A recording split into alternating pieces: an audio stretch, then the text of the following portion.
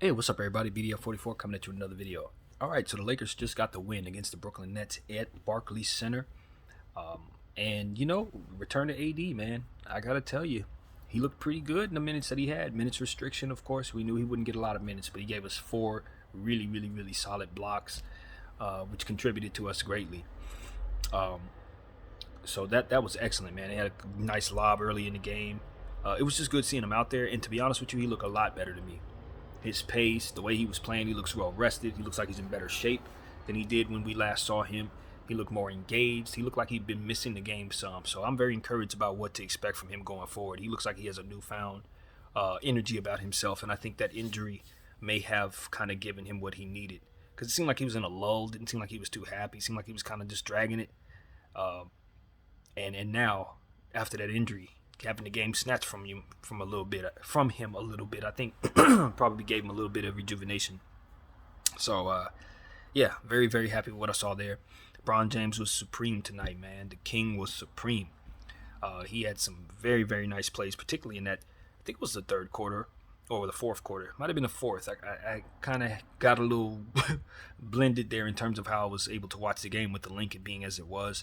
Having a little issue there as usual, but nevertheless, he had two back-to-back breakaway steals. It would have been three if he would have gotten the first one. He tried to kind of jump the play and missed it the first time, but they ran that same play again, and he jumped it and then got a dunk. Did it again very next play. So I don't think I've seen that too many times where one player gets two breakaway layups in a row on the same exact play. So James Harden was made note in some of the things that I read about today in regards to him not being so happy, and he was saying that they don't make adjustments, and as a team, they can do better in that way. So I can relate, and I think that's kind of what you saw there. Bron James kind of saw that they were running the same stuff over and over again, and if you do that, a guy like King is going to take advantage. So he read that play, and it was excellent to see. Threw his body around, did some really good things. Excellent play. I think he had like 33 points or something of that nature. Someone else who stood out big time was Malik Monk. You have to give Malik Monk all the credit in the world for how well he shot that three ball tonight. Just letting it fly in that first half. It was really special. And, I really appreciated what he did. He was one of the best players on the floor for us tonight. Austin Reeves. The Lakers had 5 offensive rebounds. Austin Reeves had 5 offensive rebounds. That's what you need to know. The only thing I got to say about Austin that's not positive is that he still hasn't found his shooting touch. He hasn't hit a three since he went down with COVID. So that's the only negative I saw. The dude is drawing fouls. He's playing D. He's making passes. And the offensive rebounds were the only offensive rebounds the entire team had all night. He had all 5 of them. They were timely offensive rebounds. Most of those offensive rebounds led to scores. He was excellent tonight. And I don't care that he only had 2 points. When you know basketball and you understand what our team needed, he gave it to us. And I tell you, that kid does not get enough credit for his basketball IQ. Y'all know I've been championing him since I found out what type of player he was. Before I even saw him play, once I started scouting him, realized we had drafted a guy who has some height on him and can kind of play both sides of the floor while still being a unselfish player that makes others better. I knew he was someone who could possibly help us. But since he's put on a uniform, he has not disappointed. And I know his 3-point shot will come back around. So as far as I'm concerned, he's an untouchable, probably my favorite kid on the team. And I don't have nothing bad to say about him. I just want that 3 to fall. So that's one thing to say. Carmelo Anthony had a pretty solid game, a plus 15 tonight, if I'm not mistaken. He had some defensive issues out there. He didn't pass the eye test in certain moments, but ultimately he was able to help the team, and we did get the victory. THT, in a game where the Lakers really played well, took advantage of their opponent, did a lot of good things, you're not going to see too many people complain about how the Lakers played tonight. But I'm going to let you guys know THT was especially horrible tonight. He was really bad tonight. But it doesn't matter because the Lakers won. Homie came out of there with 1 point in 19 minutes and nothing else. Just simply nothing else. He fouled a couple times. That was it. Just about every shot selection he took was terrible and off rhythm. Just about every pass he made was no good, etc. So I gotta say, THT must improve his basketball IQ. He really hurt us tonight in that area. just bad decision making, bad timing, bad all the way around. So if I have to complain, if I'm forced to complain, it's definitely about THT and the minutes he was given tonight. When a guy's not playing well, you'd love to see him sit down. So that's one thing. Another thing that definitely deserves mentioning is Russell Westbrook got back to his turnover ways tonight. He was especially terrible turning over the ball. I think the team had 10 turnovers. He had 5 of them. So if I want to complain further, that is definitely something to look at. He did not take a step forward in this game in that way. But he did help us in making some layups, doing some things, not doing too much. But ultimately we got bad Russ tonight. So why were the Lakers able to win? We got blown out on the boards, by the way. They killed us on the rebounds. It was absolutely and utterly phenomenally bad on the boards. How did we win? Well, we won because the Brooklyn Nets didn't have KD out there. The Brooklyn Nets didn't have Kyrie out there. And ultimately, because of it, they kind of look like us without AD. That's kind of how they look tonight. They're running a lot of guys out there that, Deron Sharp, Brimbree, Claxton, a lot of guys that you're probably not going to see a whole lot for their team when they're healthy. Got a lot of minutes tonight, and we were able to take advantage of that. They don't have a whole lot of size. You saw LaMarcus Aldridge out there a little bit. You saw, Patty Mills do some good things, but basically James Harden was by himself out there tonight. And he put up fantastic numbers, 33 points. I think he had 10 boards, some good assists and stuff like that. James Harden gave you his production, but you could totally see why he's upset. They just have the same problem we do. And that's what I've been telling people about the Brooklyn Nets. It's like, yeah, they had a great start to the season, and yes, I still favor them to ultimately be out of the East this year, but their role playing situation is, not good. It's not good. They have a lot of $1.2 million guys just like we do. And when they don't have their big three out there, they're not a talented team, not by any stretch of the imagination. So that's what you saw out there. 1/3 of their team, and 3 that one. I don't know how to say this, but those 3 players make up the majority of their cap, just like ours. So the players that they're going to have, those quality bench role players, they're not going to be very good. And that's just basically what it was. We were able to take advantage of that. They shot a lot worse from behind the arc than you would expect. I think they were in the 20 percentile range. Their field goal percentage wasn't very good either. So they just shot poorly. They turned the ball over more than we did. And even though they won the boards, they just did not play that smarter basketball out there. So we were able to take advantage. Even though we didn't play our greatest game, the King played his great game. Malik Monk was super hot. And like I said, Austin Reeves pulling down boards, Carmelo Anthony throwing his body around, hitting shots, doing things like that. It contributed to the Lakers just having a better and more talented team on the floor out there. I mean, that's what it really came down to. When you bring Anthony Davis back in a game like this, and they don't have really any size out there, you could destroy them. And that's what we did. We didn't have to work too hard tonight. I'm not going to sit up here and even pretend. We didn't. We got a freebie. And the good thing about this type of freebie is you don't go into this one thinking it's a freebie. You're not playing Orlando. You're not playing OKC in your mind. In your mind, you're walking into Brooklyn.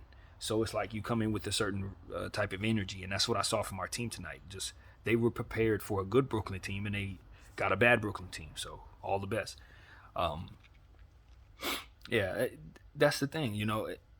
For me, just in looking at this game, it flowed well. I would have liked to have seen AD stay out there a little longer, but I definitely respect the minutes restriction type of thing that we had going for himself. But it just seemed like in providing him that minutes restriction, I wasn't necessarily in love with when we decided to pull him off the floor. There were certain situations where it's like, okay, yeah, I understand we have a plan, and we've talked about this a lot, a plan, and we want to stick to that plan. But if we're watching what's going on the floor and we want to help ourselves win, then we need to substitute accordingly. And that's just, I didn't see a whole lot of good in that way. But again, getting away with it because the team that we were going against just didn't have anything to kind of help James Harden at all. He didn't have any help. That was it. The team, is just depleted. I ain't going to say they suck. That's not fair. But they're just depleted. When Kyrie ain't out there, no KD, that's it. That's what they got. That is their team. So, if anybody understands that, it's us.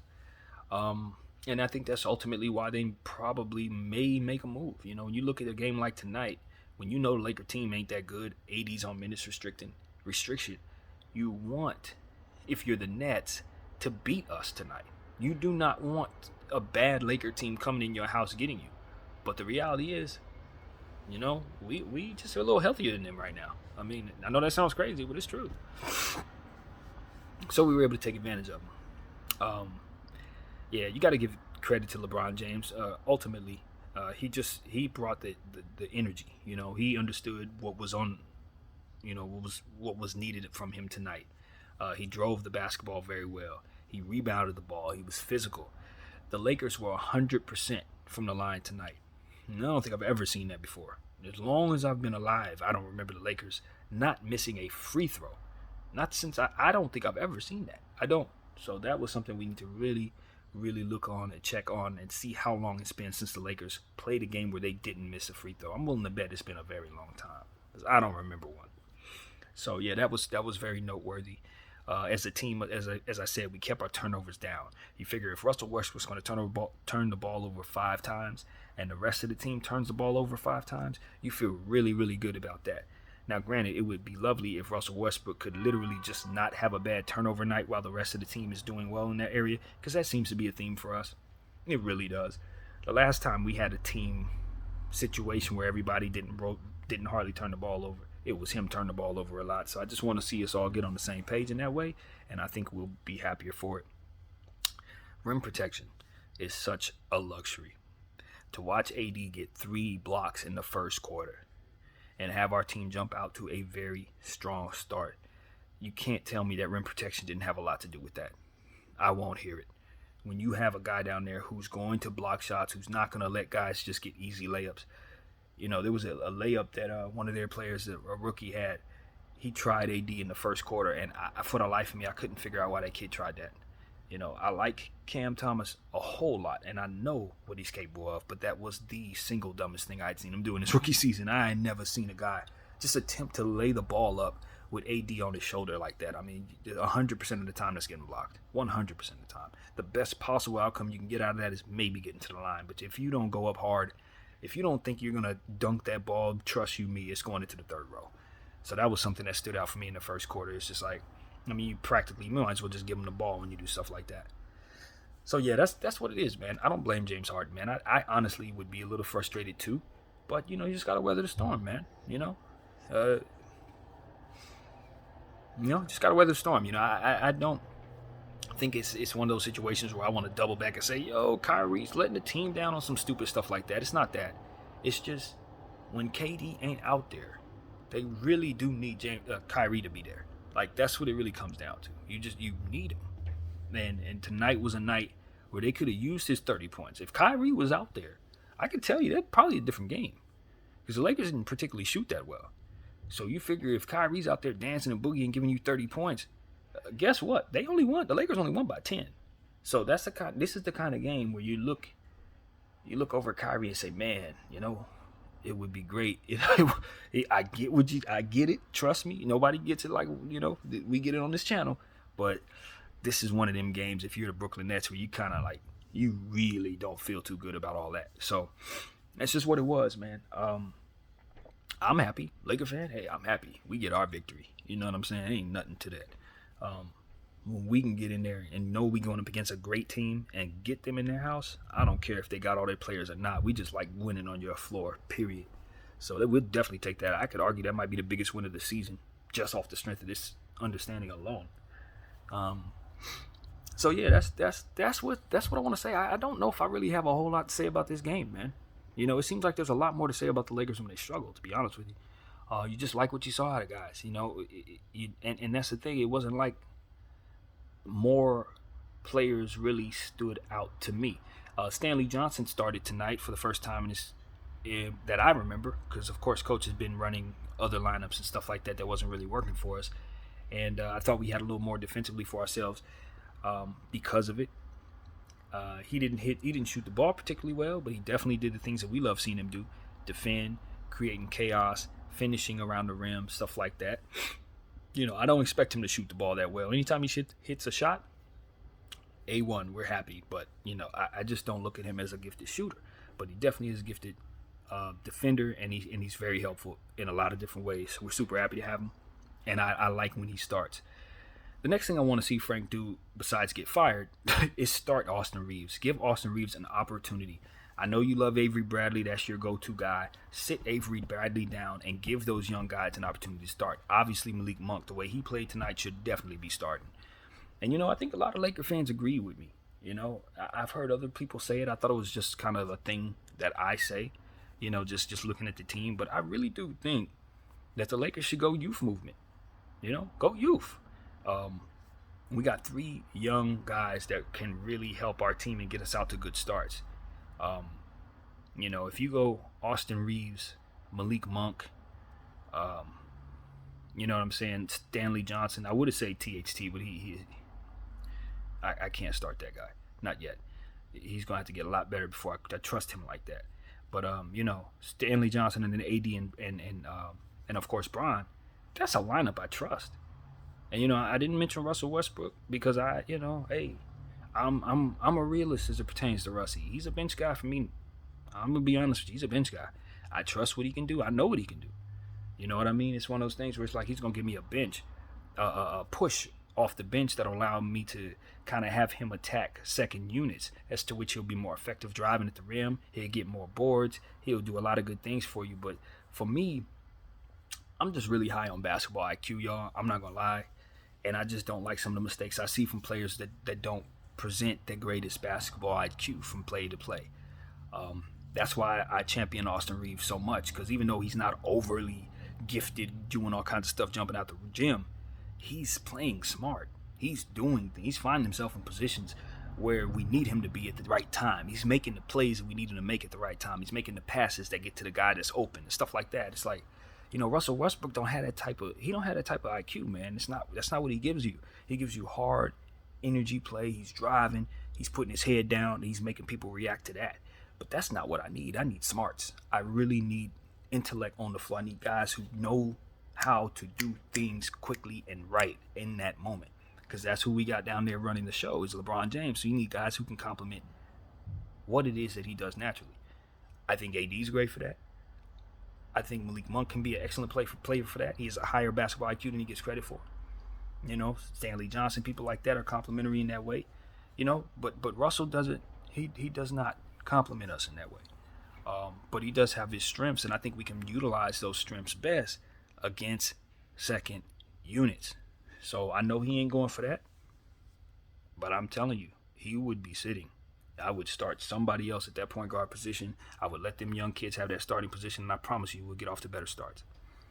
So that's just what it is. I don't care what contract he on. I don't care about politics, none of that. I know what'll help us win, and we need to get off to better starts in the beginning of both the first and third quarter. Third quarter problems. We had a nice little lead at the halftime. Nice little lead. Somewhere in the middle of the third quarter, we allowed that team to go on a 12-2 run and cut it basically to 2. Now, at that point, LeBron James started flexing, guys started hitting shots, and we immediately ran it back up to 12. But that was sheer off of the fact that they just didn't have enough talent on the floor. I can't stress that enough. Our third quarter demon reared its ugly head tonight, and it needs to be mentioned. We did not give ourselves the best opportunity coming out of that locker room. So those are things that stood out. Like, for me, I look at this game and I say we were lucky to beat a bad team tonight. They're bad only because of obvious, it's already been said. But if we played against somebody who could really play, probably still lose. And that's the type of thing that I keep noticing about these games we're winning. The Orlando game, same thing. If we were playing against anybody who could play, we would have lost. And so the Lakers have a very, very long way to go.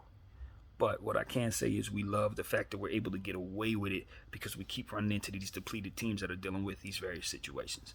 So thank God it's a COVID year because it has masked us in a good record. It's allowed us to get victories that we otherwise wouldn't get in most seasons. And this was one of those. Simple as that. If COVID didn't exist, we probably don't even get this victory. But all in all, the most important thing to take away from this game, in my opinion, is that AD is back. AD looks better than he did last time we saw him. He didn't get hurt in this game in any way. No setbacks, no falls, no weird stuff. we stayed true to the minutes restriction and got the victory. Got the victory on the back of King James and the hot hand of Malik Monk, in my humble opinion. And the offensive rebounding, the very, very key offensive rebounding of Austin Reeves. Because Lord knows we did not kill it on the boards tonight. We did not. So, yeah, man, that's what it was, man. That's what it was. The Lakers got a victory in Brooklyn. The atmosphere was mostly Lakers, too. I did notice that. We had a hell of a lot of fans in there cheering us on as we were getting those steals. When LeBron was getting one steal after another, you started seeing the crowd buzzing for the king, So that's what it was tonight. It was just about LeBron putting on a show in New York. And, you just appreciate the fact that we didn't have to run into KD and Kyrie. That's what it was. I am very humbled by the understanding that we did not have to run into those two guys. So that's what it was, man. Good victory, good win. I'd love to say the Lakers blew me away, but they didn't. They really didn't. It was same problems I always complain about. Same problems I always complain about. The only thing I can honestly say is we had a little rim protection out there with AD coming back in minutes restriction, and we were able to get away with stuff. The rotation still sucked. Frank Vogel still wants to go to small ball lineups. He's still making substitutions that don't make any sense, leaving guys on the floor that are cold and sitting down guys who are hot. It was a situation where Austin Reeves drew offensive foul on James Harden and was rewarded by sitting next to the bench, sitting next to the coach on the bench. And that's the type of stuff that just makes me want to fire people. I swear to you, nothing angers me more than see a guy do something good and get rewarded by sitting next to the coach. That is a sheer understanding that your coach doesn't know what the hell he's doing and must be fired. So that's what I'll leave you with. Fire Frank Vogel. Good win, Lakers. I'm out.